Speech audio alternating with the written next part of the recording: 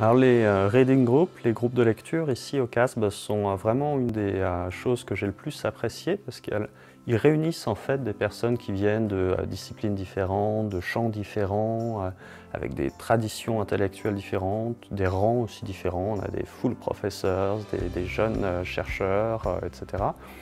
Qui vont du coup se réunir pour lire tous un seul et même texte et en discuter. Et en discutant, en fait, on s'aperçoit très vite qu'on a tous un certain nombre de postulats qui sont implicites et qui informent en fait notre lecture. Et là, contrairement au moment où on discute entre collègues, on est obligé, entre collègues d'une même discipline, on est obligé là de faire ressortir ce qui était jusque-là invisible.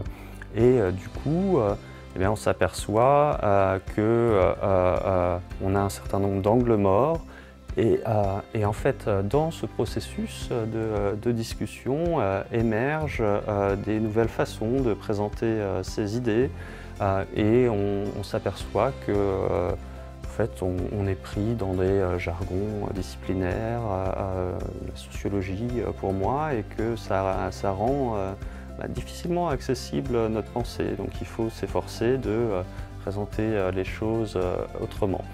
Et le tout donc se fait dans une atmosphère de dialogue extrêmement apaisé, bienveillant, mais qui ne va pas sans tension, parce qu'il peut y avoir aussi on est tous passionnés en fait par ce qu'on fait, par les idées qu'on défend, les analyses qu'on porte.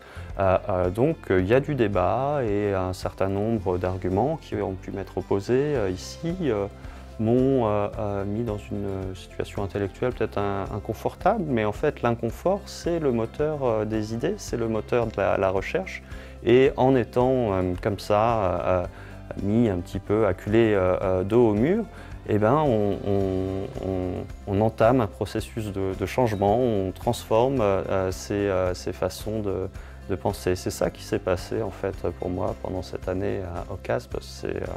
C'est un processus d'enrichissement de mes perspectives, ce qui implique une remise en cause de mes façons précédentes d'approcher un certain nombre de questions. Donc dans le reading group auquel je participais, qui était centré sur la question d'identité, le Identity Reading Group, et bien sur ces questions d'identité, précisément l'influence de psychologues sociaux avec lesquels j'ai rarement l'occasion de discuter en France, de politistes, etc., m'a amené à changer de manière assez significative la façon dont j'aborde ces questions.